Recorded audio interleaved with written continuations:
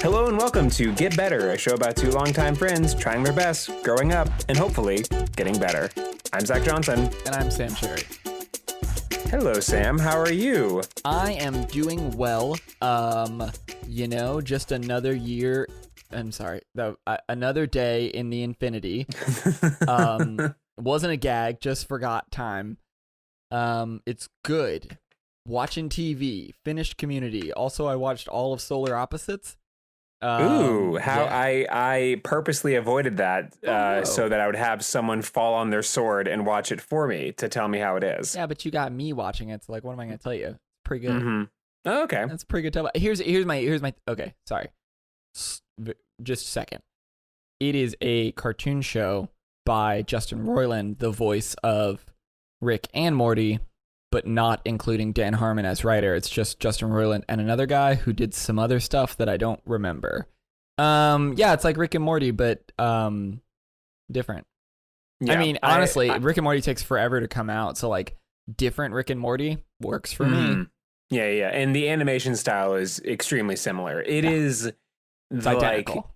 It is, from what I can see, the American Dad to Seth MacFarlane's Family Guy. Yes, it is exactly. It is the American Dad of Rick and Morty. But here's the thing. I like Rick and Morty. And so it's like, it's... Oh, no. Now I'm going to have people in our mentions and our comments saying things. Cowards. I don't give a shit. No, because that's the thing is like, but I like the thing. This is a close approximation by half of the team.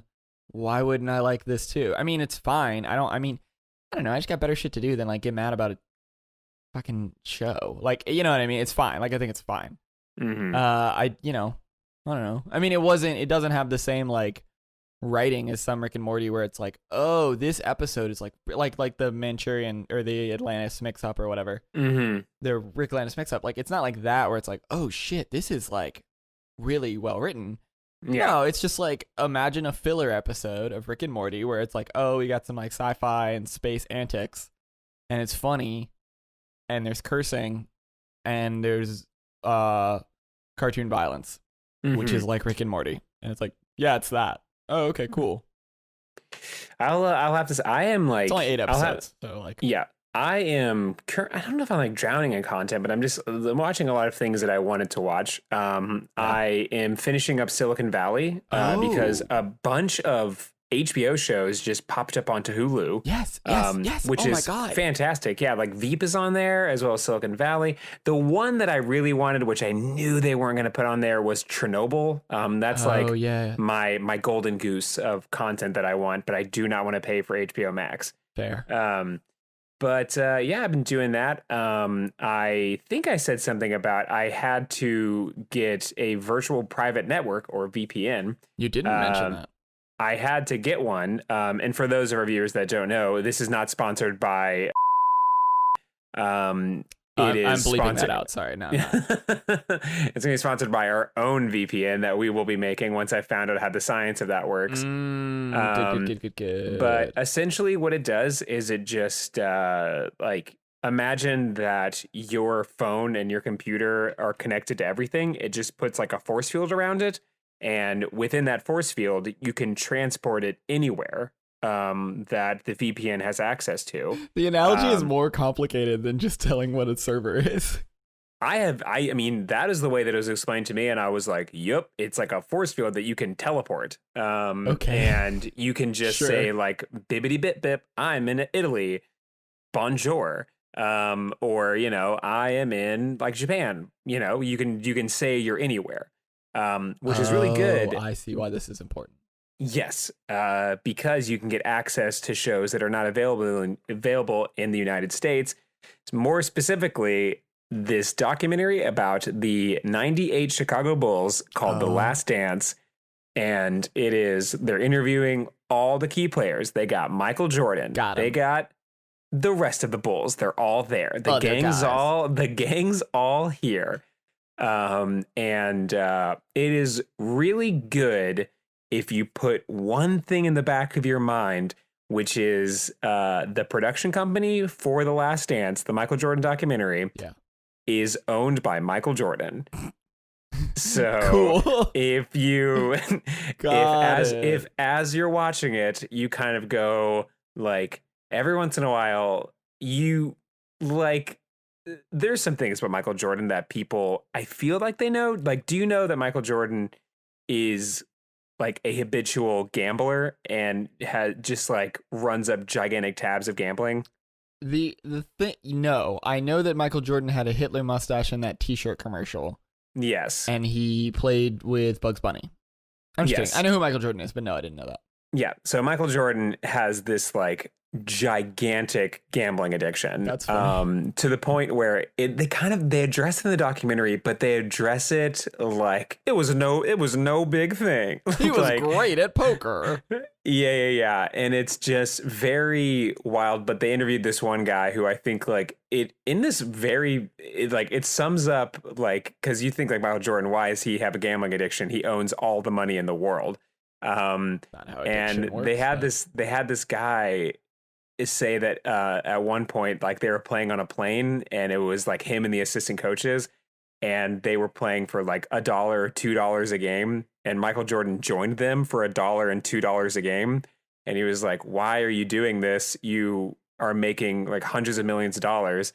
And Michael Jordan apparently said, I want your money in my pocket. Yeah, like it doesn't matter how much money it is, it just matters that it's your money. And I think that's like that kind of like in a very not profound way. I was like, oh, that's what gambling addiction feels like. I want your money. I was explaining the stock market to somebody. We were just talking about whatever, we were bullshitting, and I was talking about like, no, it goes like this and then like this and this.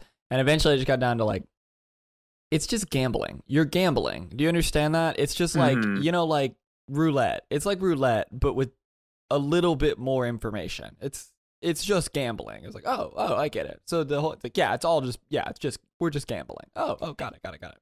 Yeah, it's like it's daytime gambling. Yeah, it's like because the thing is, if you watch the stock market, and I do want to talk more about Michael Jordan and also gambling, but if you watch the stock market, you can always see. I mean, you know my whole thing. Like, I think 80% of articles should just get insta deleted, like immediately. 80-90%, because I read a lot of articles and I just think like these are, or actually I don't read a lot of articles because you get burned too many times. You're just like, okay, I don't need to read this. Like, I know that's a like boomer thing of like, oh, well, they just read the headlines, but like, you know what, actually the headlines are perfectly good because most articles are trash. Yeah. They're just I mean, it's writing about nothing. Sports does it, politics does it, and finance does it so much where like there is I'm going to interrupt for a second. No, I have go for it. been recently obsessed with sports articles because there are no sports happening. So they are just grasping at straws. It's not like that much more than they're usually doing though. Yeah, it is so, because like the Michael Jordan documentary comes out, The Last Dance, it comes out every Sunday. Monday morning, it is like a content avalanche. And then the rest of the week is just like, so, man, LeBron James can like really dunk, right? It's pretty cool. Pretty cool. Pretty cool. Imagine if this was happening in baseball. You guys remember when? Yeah, they like I've seen a couple of those where it's just like they have nothing else going on. It's just like someone is just twiddling a pen in the middle of like this newsroom, going, I don't know. What if like Babe Ruth played today? Can we write an article about that? Sure. Like, what if Babe Ruth played today? I mean, what else are we doing? I'm going to give you 3 articles. I'm just going to say that these are articles that I am convinced are now written by bots. I can't do the sports one, but I can give you a sports thing. So the equivalent in sports is, because if you watch ESPN for like 2 minutes, you'll run into this, and it's the same thing for all 3 genres, but it's mind-numbing, where they will give a statistic that is nothing. It's nothing. It's just like, the Cavs tonight will have the 5th longest winning streak since 1998 in postseason games. And it's just like, that's nothing. That's nothing at all. Or like they have the most runs in February since 1985. It's like, that's nothing. Yeah. That's not what you're writing is nothing. And I don't know if they have it in articles because I don't read sports articles, but I always see that on, if you turn on ESPN, it's just like that's what they're talking about, of just like these statistics that are absolutely meaningless. And Yeah. And it's like you'll hear this is sports guys this do is this. the most points scored on a rolled ankle since Wilt Chamberlain in 1974. It's like, okay. Okay, yeah. So what? And what does that mean? You know. And so the game has changed forever. So yeah. I So, like to imagine that with each of these records, I want there to be a plaque, like a plaque fuck. that is that very obscure thing, and it is required by Yes. the NBA to give those players that plaque, and they have to keep it That would until solve someone it. breaks their record. No, that what would Like- solve it is if you're an ESPN commentator and you reference a record, you have to take on the cost. You have to make the plaque and mail it. Yeah. Like you have to go to the plaque store, order it, all in person. This is part of the law. You have to go to the plaque store in person, order it, pick it up, and ship it to that person. And it would solve the problem because they'd be like, I don't really care. This is not real, and I don't really want to deal with it. So like, no, I'm not gonna. It's too much effort. I just want there to be just one player who is not very good, but is just going out of their way to just have a trophy case full of these super obscure rewards, like the most rebounds on a snowy day, like nailed it, got it. But again, the there. most rebounds on a snowy day since 1998. You know, in the Southwest region, and it's just like yeah. what But are I you talking want. about? But like that means that it's like since like 19 whatever Right. that the person that currently has that one has to give it up.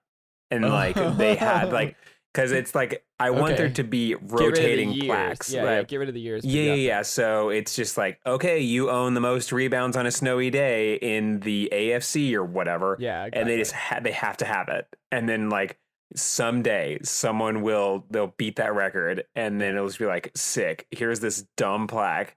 Here's the ESPN plaque for this very obscure thing that means nothing. But again, importantly, that I had to have by law in a room on display, or I would lose my contract. right. But importantly, when that record gets changed, when it's reported, the person that set it on the TV has to drive to the holder's house, get it out of their trophy case, drive to the new recipient's house, and hand it to them. They must do all of it. Yeah. Okay, so politics. You got two. All right. Okay. One is, I think it's by Rutgers. I know this is an algorithm. I don't know. Unfortunately, it's not an algorithm. Honestly, this is probably someone's job. But what is it like? The 11 most bizarre line from President Trump's Rose Garden address. And every time the president talks, they just list out everything he says and are just like, the 31 most wacko lines from his Tennessee rally. And it's unreadable. It's just unreadable triple. And and then the other one, and this is the one that's on rotating, is like, they have, I think it's every weekend. There are 3 articles that come out every weekend that are like Friday, Trump tweet storm, Saturday mornings, Trump tweet storm, Sunday mornings, Trump tweet storm. And it's the same fucking article where they just like list all his tweets. Like they're just like the president, blah, and just explain tweets that like he's not fucking Nostradamus. Like they're not complicated. Like, you know what I'm saying? It's like yeah. Like the shady Democrats are. It's like we get it. We understand on the face of it. That's his appeal to people. You know what he's talking about. Like even when it's like completely esoteric and ununderstandable, right? Incomprehensible. Like the Obamagate thing that's happening right now. It's just like, it doesn't matter. You understand what he means. It doesn't matter if anyone understands what it means, or it doesn't matter. Like you get it. I don't need an article understanding like his feud with Meryl Streep about a party he didn't get invited to or fucking whatever. Like I know what it means. So that's the politics one. Also infuriating and just like, why? What are you? I mean, oh god, politics articles are just useless. Well, absolutely the thing useless. is, like, I feel like, so as you were saying that, I was remembering, like, from my past, there was a website that I guess doesn't exist anymore called Zergnet. and it was just a sea of articles with like the you won't believe what this star looks like now, and it was just like a kid or whatever, and it was just like a bunch of those. And I tried to find, like, I guess it doesn't exist, but so I found this website, and I think I knew about it already. It's called Looper, and I think they make YouTube videos. Yeah. But just like running through these, like you can intersplice the politics articles with these if you just change the like proper nouns. It's like a listicle. Yeah. And like so this is my favorite one. Where'd it go? Bloodshot producer on why Martin Scorsese would make valiant comic movies. Sucks. What? Like, and the thing about so that, and it's now it God, says that this. hurts. Now it says this is an exclusive, and so this is so Valiant is or Valiant is a comic book producer. But they produced Bloodshot. They made this movie. It had Vin Diesel in it. Apparently, it was fine. Whatever. It was like the last movie to come out before the now times. It was the last movie of the before times. Zach, I just want you to realize that as a not comic book reader, what I heard was very tired producer talks about why Martin Scorsese would make honorable comic book movies. Yeah, like, I just thought you meant like he was tired and they are like valiant, like the word, no. Yes, so Bloodshot producer on why Martin Scorsese would make capital V valiant comic movies. I get it now. It's just, and it says this is an exclusive article. You know, you can. It's like it's fiction. You can say anything. You can say anything. And it has as much validity as. Oh, I see. So, he didn't like, talk to Martin Scorsese. So yeah, Martin Scorsese did not reach out to Vin Diesel of Bloodshot. Got it. Like I have not clicked on this article. I do not want to give it the light of day to give me like the click money, or it the click money. I know for a fact that this article is just talking about. It's like, based on the way that Martin Scorsese's movies look, you would know that he would totally make one of these. Right. And it's just, it's nothing. It's nothing. You can absolutely like, you can say anything. Yeah. At any point in time, and like it means it's like it reminds me of like Dragon Ball Z. Yeah. Oh, where totally. Yeah. It's just like this guy. Like you can say anything. It's like Goku is the strongest being in the entire universe. Until this other guy shows up who's from another universe and he's stronger because whatever. Because we have to keep making the show. Yeah. You can just say anything. It has as much, this article has as much validity as Super Saiyan 19 Goku on someone's DeviantArt Tumblr page. Right. But here's the thing. Here's the difference. Is at least that article, that's better than a politics article, because a politics article tells you in the thing. Like the politics version of that would be Bloodshot producer says that Martin Scorsese's gritty realism would be good for Valiant Comics. Like it would just say the thing of like, oh, there was an article today that was like, Wisconsin Supreme Court overrules stay-at-home orders. Got it. I don't need to read that article. Because if you read them, you think, oh, well, I got to be, I don't want to be one of those dumb millennials that doesn't read anymore and always on their phone and Twitter and they don't talk to their grandparents or whatever. What you want to do is you want to read it. I promise you read the first paragraph. It reiterates what was in the headline.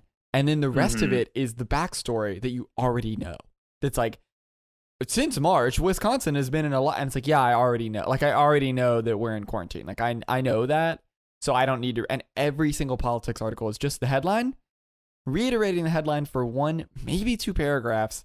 And it's like, okay, yeah. And then just backstory. So if you've never heard anything about the story, you don't, then yeah, maybe it's worth reading. But if you just look at the headlines every day, you'll get it, right? Because then tomorrow's article is going to be like, backlash over overturned stay-at-home order. And it's like, okay, I got it. And I already know what the stay-at-home order is because I read the headline yesterday. Like, you literally don't need to read any of them. Now, I agree, there's lots of trash, MCU Disney articles. It's just not as much in my orbit. But I'm sure from what I see on YouTube, that is also a whole corner of articles that can just get scrubbed right away, right? Like in the Great Purging, we just scrub those. We just totally get rid of all of those. Yeah, and I bet the writers of those articles would be like, yeah. And I get it. It's so wild to me that some people have made like pretty substantial careers out of this, of Right. just saying anything. Yeah. You know, like you can. So there is this YouTube channel, and I don't know why I know about this. Yeah, it is this YouTube channel called Game Theory, Oh yeah. and it's a dude that just is like he plays video games and just kind of hypothesizes on why it is the way it is. And it's nothing. And but like I see some of these videos and there's millions and billions of views on each of these. Like I'm just scrolling down and it's just like 3 million, 5 million, 3 million, 2 million, 5 million. Like it goes on forever. Well, and they're all like some combination between like fan fiction and like high guy logic, where it's like, what if Mario eating the mushroom is actually a psychedelic trip? And then he'll like talk about the like what are those things? What are the CIA experiments where they gave people LSD? Anyway, those that things. one. I'll Google it. Anyway, yeah, it's like, oh, and it'll go into like the history of that, and then just be like, anyway, maybe that's what's happening with Mario. I mean, it isn't, but like, what if? Yeah. Like, that's nothing. I'm gonna start a YouTube channel called It was all a dream, and just explain entire shows in like the whole way through, and then just go, but what if it was just a dream? I'm sorry, you've already been beaten to this punch. It's a guy, I think it's called like Cartoon Conspiracies, and literally every video is like, what if Ed, Ed and Eddie was purgatory?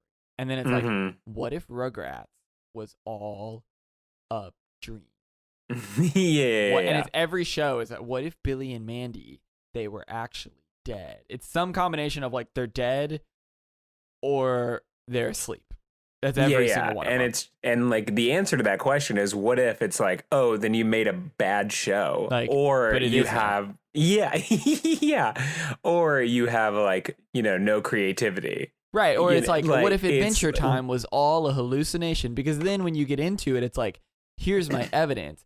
Isn't it weird that a dog can't really? It's like they're goddamn cartoons. Yeah, like that's every episode. It's like, wait, but why can the babies talk to each other and Angelica? And it's like, it's fucking cartoon. That's why. Like, you don't need to give it logic. Yeah, and it pushes the narrative forward. It's made up. Yeah, yeah, it's made up. You can do whatever. They're not like secretly doing some other shit. Like this just made up. So I have a solution for this. Okay. It has also already happened because YouTube has made everything already. We live in a post-content world. So this already exists, and it is what I would think of as a parody to all of these types of thing, all of these like game theory, cartoon conspiracy, all this, and it's from Polygon, the gaming website, and it's called Unraveled. Have you heard of this? Yes, I have. Okay. I think Unraveled is the parody solution to all of this. See also their video, I read all 337 books in Skyrim, so you don't have to. I wasted 3 weeks of my life finding Castlevania's hottest monster. Yes. Scientifically calculating the game of the year. And basically, Bowser's military hierarchy. And he does like a bunch of jokes, but I think actually does all the research of like, what if I ruined video games? What if we took all the fun out and made them real for some reason? Like, let me calculate all the OSHA violations in Super Smash Brothers. It's just like, but that is exactly what you're talking about. That's what all of these are. Like, what if we took, you know how games and cartoons are so fun because they suspend, you know, you've got the suspension. What is it called? Suspension of belief. Yeah. I don't know why I wanted to put disbelief in there. You know how video games... we're all have a suspension of disbelief. God. You know how cartoons and video games give you a suspension of belief? What if it didn't and it was all real and boring like your real life? I'm going to make this for 10 minutes. Hello, everyone. Welcome back to my channel. This is Suspension of Disbelief. Today, we will be talking about how Mario is actually an LSD trip because you can't hop into paintings. But exactly. And that is Unraveled. Unfortunately, they have beat you to the punch. So, well, maybe I'll just, that's actually, I think the name of that creator is Brian David Gilbert. And that's actually my like dream job, is to just be in front of a camera. Well, like one of our favorite creators, Daniel O'Brien, he did that with movies and an internet show called Obsessive Pop Culture Disorder. oh yeah. He's doing great. He was a writer for Last Week Tonight. Oh wait, so he didn't get fired by Cracked? He did get fired by Cracked, and then he turned the 6 upside down. It's a 9 now, and he is a Emmy Award-winning writer. What? Okay. Yeah, he works for Last Week Tonight. No, that part wasn't the confusing part, but I never mind. Move on. Mm-hmm. So cool. that's Good actually, for him. Great. Yeah, exactly. He's great. And so because they're in, Are 6 is bad now? Never mind. I don't want to know. What? Anyway, so that's actually my dream job, and I think that I'll have to find some things here, and I'll maybe use this as a platform to get some of those ideas out. Okay. And then we can call that segment "Suspension of Disbelief." I would love that. Okay. I can do a suspension of disbelief right now if you want to do some intro music. It's happening. Okay, this line represents time. Dr. Claw is actually the Theories real have developed saying Inspector everything Gadget. in Bikini Bottom is the result of That nuclear means the exposure. Flintstones is Everyone on the actually show is set in a actually post-apocalyptic dead. Maybe up future. in his head, once he catches them all, he'll wake up from the coma. Hello, everyone. Welcome to A Suspension of Disbelief. This is a show where I take all of the fun things about pop culture and I put them in a real-life context, hopefully ruining it for everyone. Today, we'll be talking about the hit song from the year 2000, Aaron's Party, parentheses, Come and Get It, by Aaron Carter. So, Sam, how aware are you of Aaron's Party, Come and Get It? One of the first rap songs? One of the first rap songs that I memorized. Mm-hmm. Yes. Quite familiar. Yes. So what happens is this story is he poses it like an entire story where it is Aaron throwing a party. And the interesting thing about this song is it actually has an introduction where you have him talking to some of his friends. And one of the things that he says to his friends is, I'm going to have a party, to which his friend responds, I have a test to study for. So the weekday party. Yeah, so we can therefore assume it is a weekday party. Cool. But Aaron puts this aside because he has grander aspirations, and we'll get to that in just a moment. So the song starts with Aaron saying, I always try to be the flyest kid on the block, the popular one with the rising stock. So that's when I have this bright idea, to which a girl that he is with says, throw the party of the month? Throw the party of the year. Oh, man. And he says, no, the party of the year. Aaron is competing with a number of parties. Okay. So in him saying, I'm going to throw a party, the only logical explanation the girl that's with him can think of is, oh, you're trying to throw the party of the month. Yeah. Because there are so many parties that happen each month. You're going for the party of the month. Sure. And Aaron blows those expectations out of the water and goes, no, I'm going to throw the party of the year. And so we can therefore assume if he's competing for party of the month already, he is going against, let's see, what's like a party every weekend, let's say that's Sure. 4 weekends. And let's do some quick math here. That's 12 times 4. He's competing against 48 parties. And that's not including, birthday parties or pool parties. So he's probably competing with, Wait, what? So No, if way bigger than that. Because there's like more than one party a weekend. Exactly. Because other people have parties. And I'm saying that 48 is the minimum. If you're already competing for party of the month, you're probably, going to be competing with a number of parties. So he is going up against probably over 100 parties, and he has the audacity to want to throw the party of the year, possibly on a weekday, but I'll actually go against that point in just a moment. Oscar parties, Diddy's white party. There are lots of parties in a year. No. He is going to throw the party of the year. Diddy won't like that. So all the fine girls couldn't turn it down. Now all I got to do is get my parents out. Should I send him to a movie? No, send him to a show. Got to think, it's got to be long though.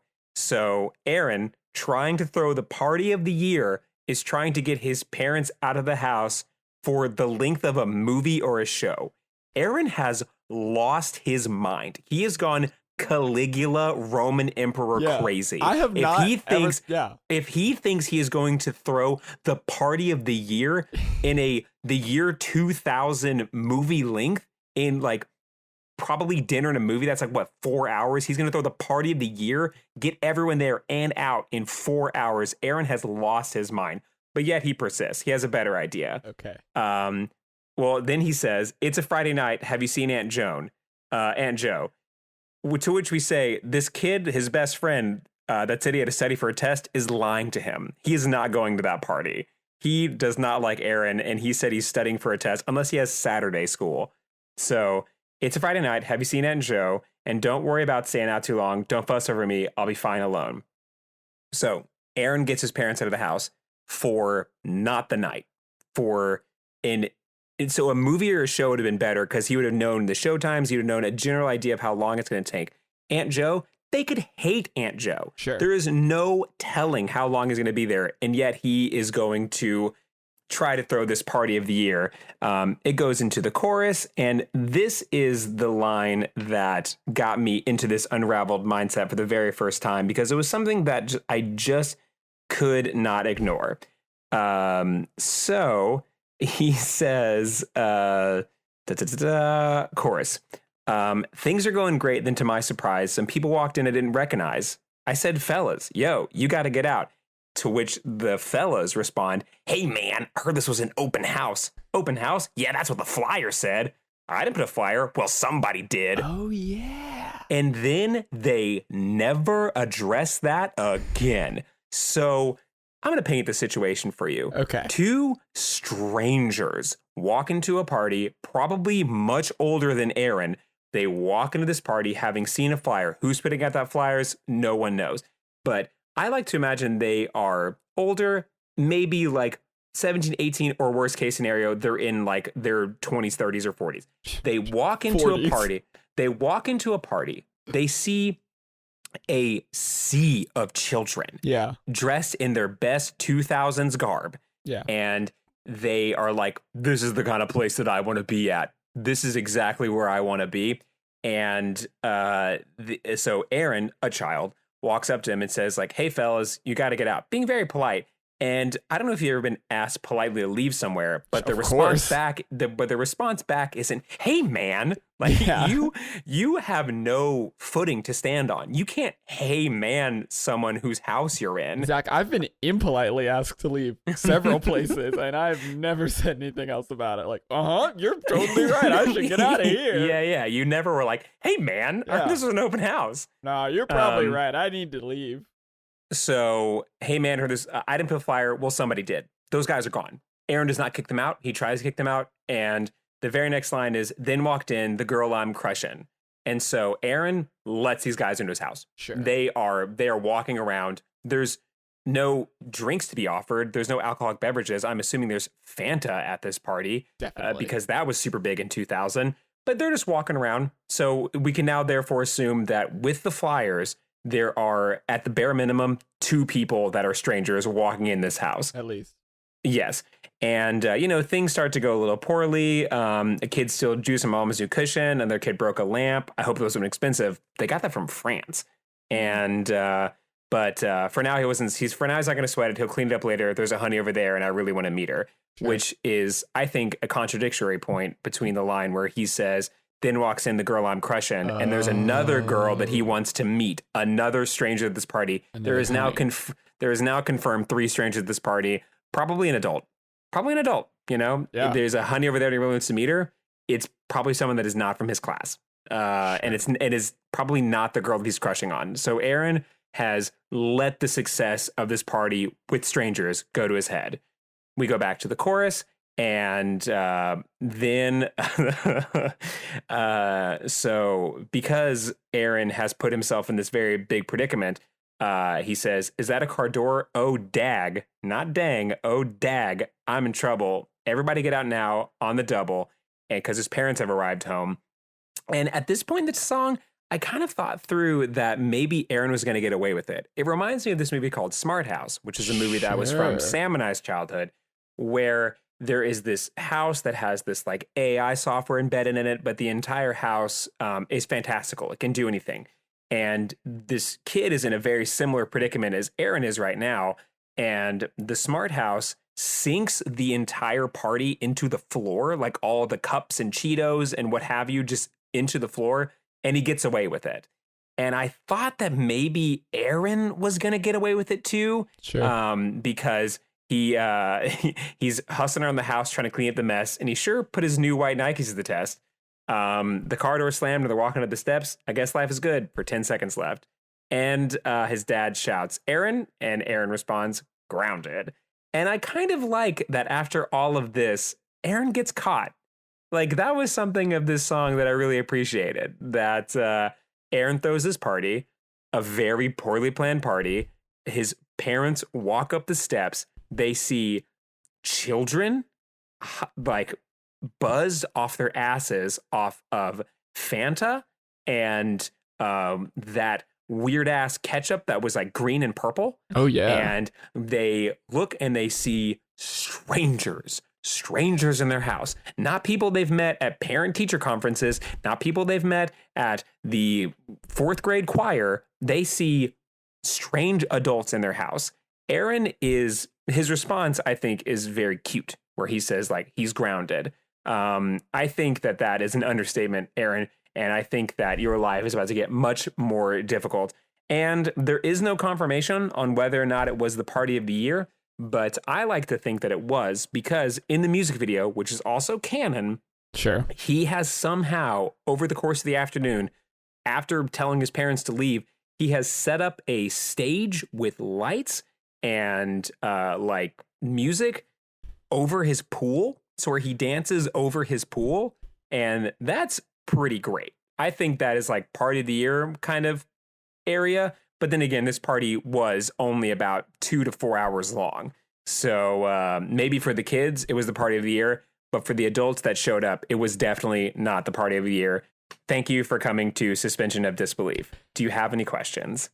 Well, I have a question and a proposition.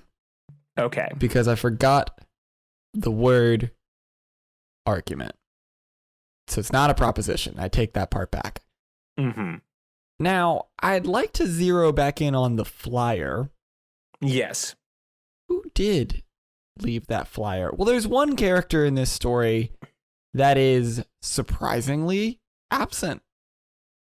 Mm-hmm. Now, you were actually falling down the same train that I have. So behind me, I have this like board with strings just going to different parts of the thing. And I think that I'm going to let you continue, but I think that you and I have a very similar hypothesis for where these flyers came from. Exactly where these flyers came from.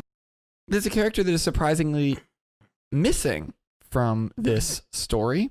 And that is, of course, the brother, Nick Carter. Mm-hmm. Now, if you know anything about Nick Carter, or if you did the same Googling that I just did, you would know that Nick Carter is an avid fan of the Los Angeles Lakers. Mm-hmm. And has many Lakers jersey. He is a longtime fan of the team. Now, I would suggest, let me paint you a picture. Nick Carter, at the top of his game with the Backstreet Boys, seeing him be eclipsed by NSYNC and then slowly fall out of the starlight to his younger brother, Aaron Carter, right? And that's going to bother a guy. That's going to grind you a little bit. That's going to make you a little resentful, maybe, of your little brother. But you still have your one true love, the Los Angeles Lakers. Mm-hmm. Now, what would make a good, upstanding sports fan like Nick Carter turn on his poor younger brother? And he was so supportive. Why would he put up a bunch of flyers to set up his brother to be grounded forever? Why would he do that? He loves his brother. He would never do anything to hurt him until he found out, when he saw on the nightly news, that his hero, Shaquille O'Neal, had been humiliated by Aaron Carter, chronicled in the song How I Beat Shaq. That kind of embarrassment to his greatest love the LA Lakers and Shaquille O'Neal would have to drive someone insane. So insane, in fact, that they would pay one of Aaron's classmates to push him to throw not the party of the month, but the party of the year, knowing that their parents hate Aunt Joe, would not stay long at dinner or the movie, and then print a bunch of flyers to get a bunch of bikers, maybe neo-Nazis, you don't know, We certainly don't. to come break all of his parents' nicest possessions and have him grounded forever as revenge for defeating Shaquille O'Neal in a trick play, if I remember the song right. Yes. So this is actually excellent. And I thank you so much for this is actually putting this in a whole new light for me that I was not even prepared for.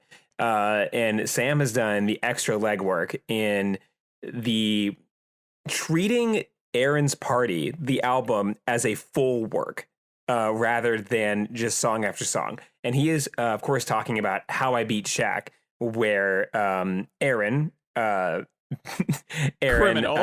Aaron Carter, known criminal, beats Shaquille O'Neal on a trick play. And I know what you're thinking. You're like, wait a minute. At the end of the song, his mom wakes him up. He has been asleep this entire time. That song was a dream.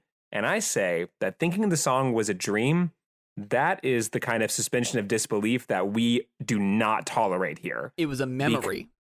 Because at the end of the song, Aaron himself states, if it was a dream and it wasn't real, how'd I get a jersey with the name O'Neal? Because he has woken up with a Shaquille O'Neal jersey that you're exactly right. That as David to Goliath, Aaron stole the jersey of the Giant and he took it off and he wore it to sleep in some just absolutely sickening ritual where he just parades his trophies upon his body as he sleeps in his bed, which is probably a race car. In front of his brother, Nick. In front of his brother.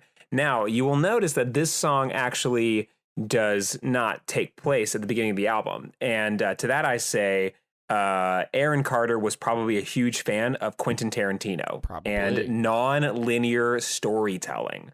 So he begins with the most exciting piece of information, which is his party. And then it is left up to the listener to find out who put these flyers here. Where is the mystery? And it is for the true listener that wants to get to the bottom of the truth.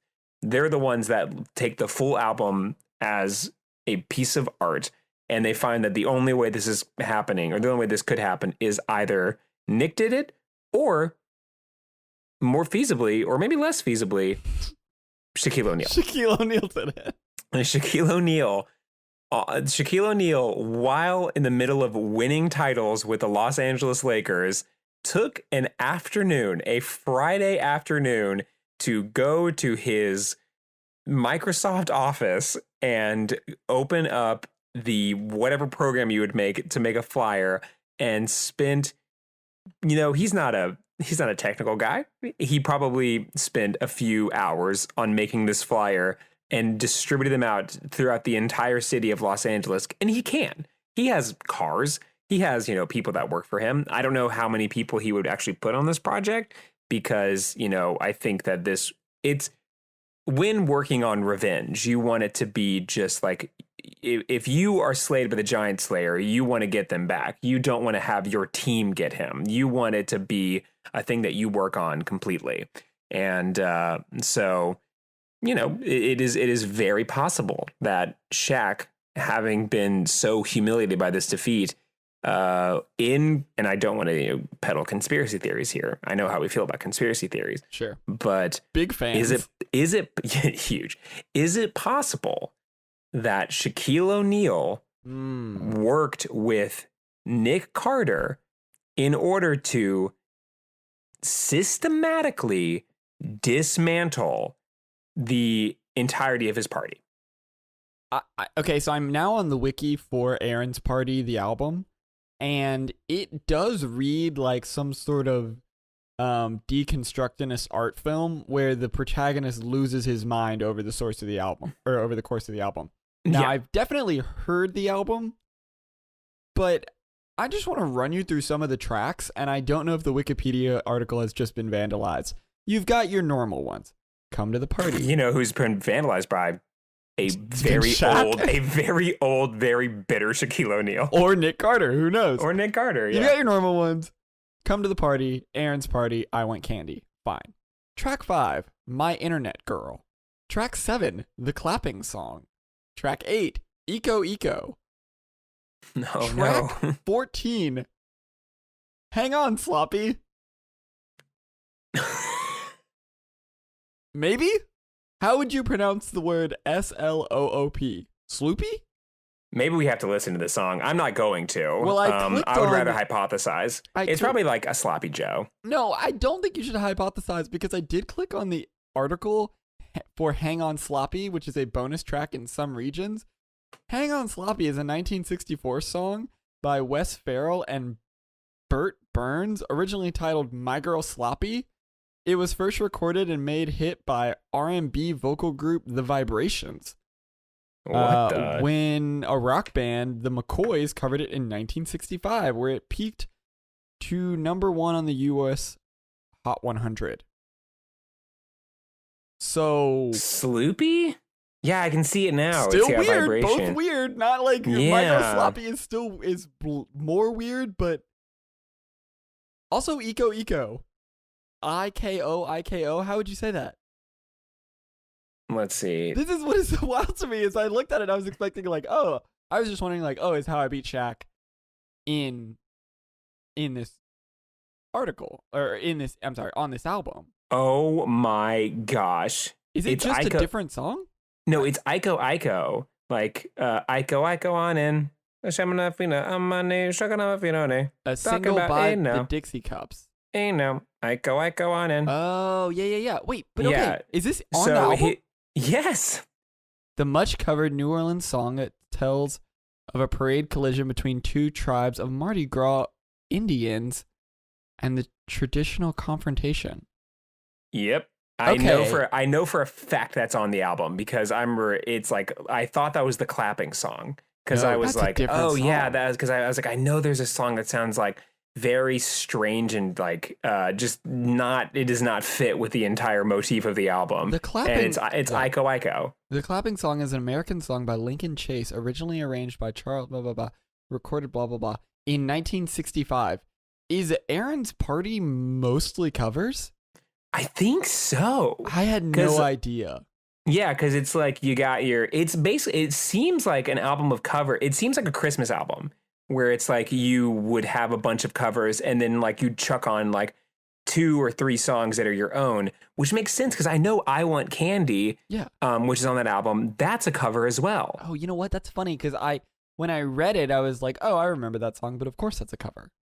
Yeah, it's a cover, and so is Ico. Most of these songs are covers, and I think the only 2 songs that are original are like Aaron's Party. Definitely original. And yeah, exactly. Yeah, no, that's actually covered by the Supremes. And How I Beat Shaq. And How I Beat Shaq is not on this album. It's not? No. Jump is also on there, a bonus track in some regions. I don't know if that's the Criss Cross song or if that's a different Jump. I'm seeing here Aaron's released September 26th. We're wasting so much time. No, this is gold. Here's what I'm saying is I'm looking at it, and right next to every title there is a writing credit. Yeah. Carter, I assume Aaron, wrote Introduction, Come to the Party. Someone else wrote, oh, this doesn't help because someone else wrote Aaron's Party. Oh no. Okay, wait. Okay, but the I can't pronounce the first name. Schwartz, and I can't pronounce the third name. The trio of someone, Schwartz, and someone wrote Aaron's Party. Then they wrote. This is the that's How I research Beat we Shaq. needed. I'm sorry. At track 6 is How I Beat Shaq. They wrote How I Beat Shaq, and I believe every other song is a cover. Yeah. Those are the only 2 original songs on the album. Yeah, so this really is like It's just it is Shaq. it is a dual narrative. It's a pair of songs. It is 2 songs. They are released like not back to back. They were released with like some filler songs in the middle to get you away from the point that these are the only two original songs, and it is very clearly spinning a narrative. I think we figured it out. I think Shaq and Nick Carter here's what I think. I think he beat Shaq, embarrassing both Shaquille O'Neal and his brother Nick Carter, longtime fan of the Lakers, and as revenge, he put up the Flyers to destroy their own home. Because he's got the perfect cover. Shaquille O'Neal is doing Shazam. He's busy. You'd never suspect him. And Nick is getting his own house ruined. Why would he put the Flyers up? I think this is it. Yeah, I really think we figured it out. Like, I think that holy shit, this just this is wide like open. we did it. Our very first episode of Suspension of Disbelief is a hit, and I think we need to have a spin-off podcast, much like the spin-off podcast from Serial, where we get to the bottom of this. We ruin someone's life. Oh, yeah, and I don't know if you've seen Aaron recently, but he's not doing that well. House of Carter. I saw the wiki. Yeah, don't worry. Yeah, I think we did bullshit. it. So here's the thing. He's got an album called Most Requested Hits. You didn't write any of the song. Well, no, that can't be what it's called. From 2000 to 2002. Oh, he's got a second album called Oh Aaron. I was like, this guy has to write a song. This doesn't make any sense. You can't have Most Requested Hits with 2 songs. So he's got, and then, okay, all right, hold on. Dancing with the Stars. Oh, he did come on. Okay, now we're just reading Wikipedia. I think okay, all right. I am going to keep going to get to his discography. Oh, now wait a minute. Would you believe that Aaron's Party, the mostly cover album, but also dual narrative about him and his brother's rivalry? Yes. Would you believe that it's his second album? What? He had an album in 1997 called Aaron Carter. So did he just like use all his songs on the first one and do the cover album second? Yeah. What? Oh, wait, no, I'm sorry. Crush on You is a Jet song. Never mind. Okay, wait, there might be 2 cover albums. Crazy Little Pretty Girl. This really is like, because I'm looking at this and it really is like, it's Kids Bop. Like, he is making his own like Kids Bop, but from songs they would have, like, the children, me listening to it would have no understanding that it's like a cover, which is kind of brilliant. Like, I mean, I'm not at the age of 7, I wasn't some musical prodigy. I wasn't listening to I wasn't listening to obscure like 1970s soul and funk songs. Sure. So as far as I know, Iko Iko was written by Aaron Carter. I honestly don't think it had really occurred to me that I Want Candy, although I know that in my brain, it did not occur to me that I Want Candy wasn't written by Aaron Carter. Yeah. Yeah, although here's the thing, in the Aaron Carter album, the first album, there are 1, 2, 3, 4 cover songs, 4 cover tracks out of 13. But then his second album, he only has 2 songs. You gotta go with what gets you there. You gotta. I imagine, because this is 3 years later, probably had some time to realize that his songs weren't doing so well, and he wasn't going to be as big of a success as his brother. Sure. And probably the reason why that is because his brother, alongside Shaquille O'Neal, were dismantling him. Sure. Now, to be fair, his third album, Oh Aaron, do seem to be all original songs, including Cowgirl featuring Lil Mama and Get On Your Feet and AC's Alien Nation. Those are all very clearly original songs. Yes. AC's Alien Nation. Of course his fourth album here is called Another Earthquake. Now that one's confusing. That seems a little maybe not in good taste, because of them being from California and. Yep. Did you click on the last article? No. I just had a thought. Okay. Because his fifth album is something. I just had a thought. Okay. I think we need to delete this episode. Uh-oh. Because we beat the CIA. We've been kind of thinking through who our mysterious listeners from California are. Oh fuck. Do you think it's Aaron and Nick Carter? I think it might be them separately and Shaquille O'Neal.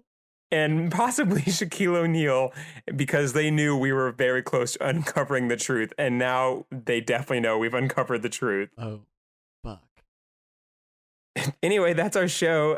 Thank you all so much for listening to Get Better. You can find us on Instagram at Get Better Podcast. That's get_better_podcast. You can also email us at Gmail. Our address is meetthefockers2 fockedup@gmail.com. As I've said for the last few weeks, we do not have a Patreon. In fact, you should take some of those donations and put them to some of the COVID-19 things that are going on, and find your own. Let me try that again. Got it. We do not have a Patreon, but if we did, it would be hyperlinked to any of the charities that are currently helping out with the COVID-19 outbreak. And you can find your own. There are so many good ones. As I've said before, my favorite is Tip Your Waitstaff, which is the Mike Birbiglia charity that is helping support comedy clubs that have shut down. And that's all the stuff I have. So see you guys next week. All right. All right. See you bye forever. See you bye forever.